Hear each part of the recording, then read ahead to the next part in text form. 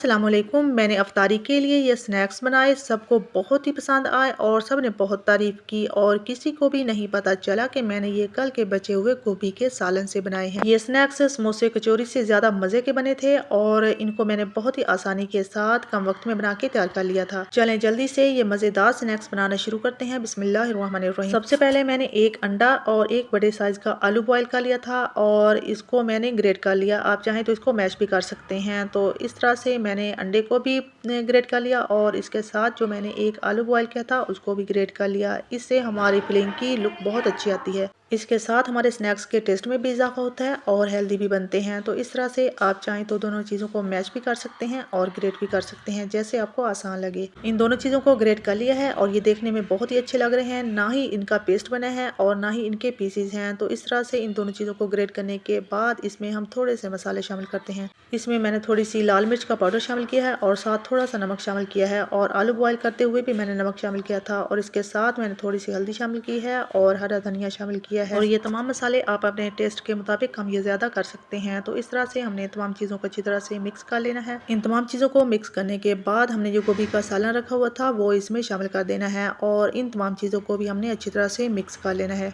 अंडा इसमें मैंने सिर्फ टेस्ट के लिए शामिल किया है और स्नैक्स को हेल्दी बनाने के लिए शामिल किया है। आप चाहें तो इसको स्किप कर सकते हैं। और इन तमाम चीज़ों को हमने अच्छी तरह से मिक्स कर लेना है और हमारा ये बहुत ही मज़े का मिक्सचर बन के तैयार हो गया है और हमारे स्नैक्स की बहुत ही ज़बरदस्त फीलिंग बन के तैयार हो गई है। अब इसको साइड पे रखते हैं और बाकी का काम कर लेते हैं। तो यहाँ पे मैंने तकरीबन 1.5 कप मैदा लिया है और इसमें पहले शामिल करेंगे आधा चम्मच नमक और इसके साथ 1 चम्मच भर के घी का शामिल करेंगे और इसको अच्छी तरह से मिक्स कर लेंगे। इसके साथ मेरी आपसे रिक्वेस्ट है कि अगर ये रेसिपी पसंद आए तो वीडियो को लाइक कर दें और एक अच्छा सा कमेंट कर दें और अगर अभी तक चैनल को सब्सक्राइब नहीं किया तो प्लीज़ जल्दी से सब्सक्राइब भी कर दें। घी को अच्छी तरह से मिक्स करने के बाद इसमें हम थोड़ा थोड़ा पानी शामिल करेंगे और इसकी एक अच्छी सी डो बना लेंगे और कोशिश करनी है कि डो थोड़ी सख्त होनी चाहिए, इससे हमारे स्नैक्स क्रिस्पी बनेंगे। तो इस तरह से हमने इसकी एक अच्छी सी डो बना ली है। अब इसको हम तकरीबन 5 से 7 मिनट के लिए सेट होने के लिए रख देंगे।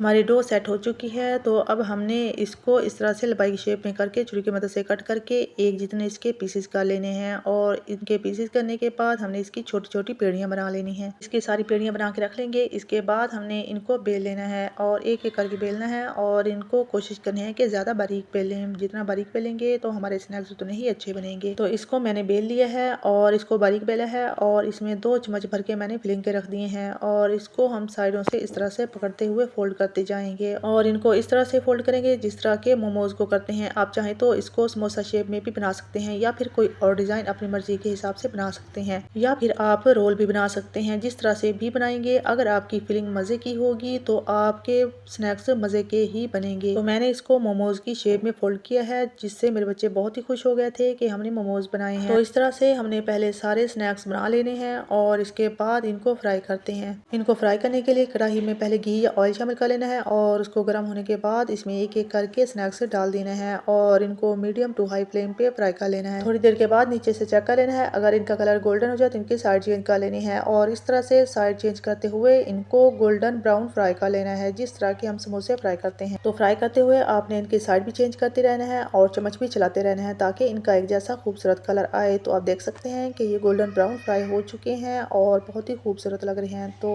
अब इससे डार्क इनका कलर हमने नहीं करना और इनको निकाल लेना है। तो इस तरह से आप देख सकते हैं कि बचे हुए सालन के साथ कितने मज़े के स्नैक्स बन के तैयार हो गए हैं और ये जितने देखने में खूबसूरत लग रहे हैं खाने में उससे भी कहीं ज़्यादा मज़े के बने हैं। मुझे उम्मीद है कि आपको ये रेसिपी बहुत पसंद आई होगी। तो वीडियो को लाइक कर दें, एक अच्छा सा कमेंट कर दें और चैनल को भी सब्सक्राइब कर दें और वीडियो को एंड तक देखने का बहुत शुक्रिया। अल्लाह हाफिज़।